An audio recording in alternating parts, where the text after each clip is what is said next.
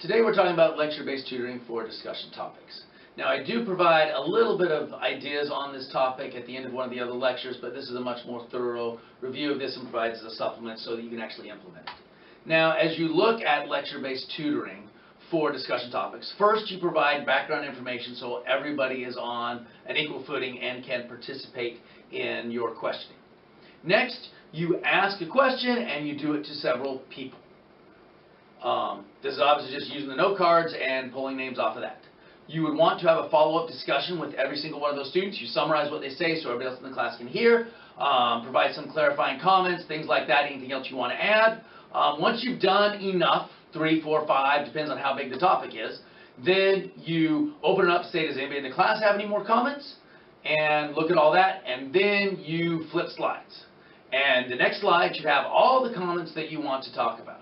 Now this is best seen through an example. Now I'm taking this example from one of my workshops where a faculty member in the back said, you know, I teach in social sciences, I don't see how this would work for me. And I said, well, what do you talk about? And they're like, oh, you know, I talk about caste systems and, you know, hierarchy of poor and wealthy and things like that. So I said, you know what, I'll take one of your questions. So here's my question. What are the reasons that the poor in society exist? So Luis, why do you think that the poor exist in society? One of the principal reasons might be there's people who have some opportunity, like equal opportunities is not really distributed correctly. Right. You don't have the same opportunity as somebody else. Brett, what about you? I think it might be because some people care more than others and they have like more of a drive than other people. They have a general desire, they work harder at it. Sally, how about you? Why do you think that growing up in a poor economy. Not enough money. There's just not enough money, not enough resources, not good water, things like that. All right, those are all very excellent. Does anybody else in the class have any other reasons now to say why do the poor generally exist in society? Okay, so reason that I came up with, well, we covered lack of opportunities, desire. We did get things like climate, lack of things like that. Poor luck. You know, I have my car, I don't have insurance on or comprehensive, and all of a sudden somebody breaks into my car, I don't have a window.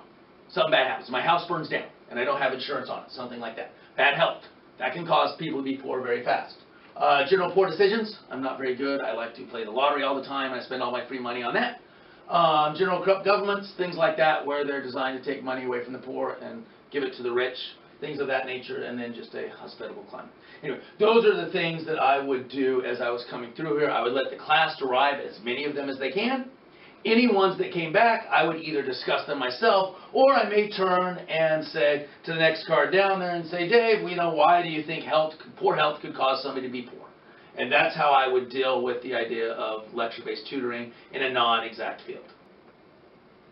If this were truly a lecture and not just a YouTube video where I'm trying to get the idea across, I would have done things a little bit differently. Some things I would have done. I probably would have asked 1 or 2 more people until somebody said, I don't have any other ideas. At that point, I usually open it up to the entire class. And that tends to generate more discussion as people are able to have had more time to think about it. Now, by the time I flip to the next slide, I will frequently drill down on something that wasn't covered or wasn't covered in sufficient detail. For instance, I might ask somebody and say, you know, what do you think it means by not having opportunity?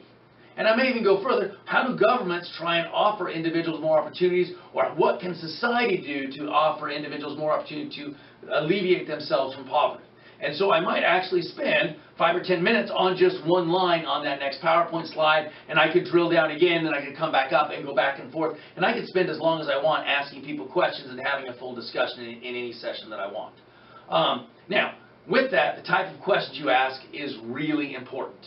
One of the worst questions you can ask is, are you prepared? You were supposed to do the reading and you didn't do the reading. You don't know what that answer is going to be. It might be, my girlfriend broke up with me and I haven't been out of the house for the week. My mom just died.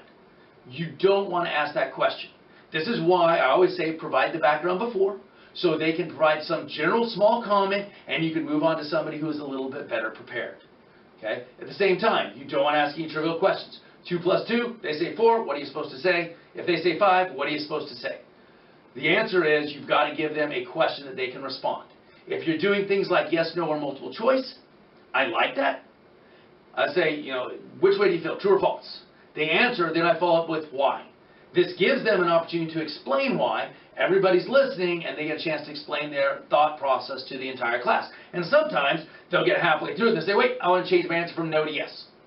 A continuation of a thought. If I find one student is talking too much, I'm like, that is an excellent point. Let me summarize, and then I'll flip to the next student. Now, what do you think about this thought? And I will let them start to go too, and then that way I can move around the classroom, even though somebody's thought isn't there, and I go that through 3 or 4 people, then I can come back and open it back up, and maybe the first student will have another idea that they would like to add to.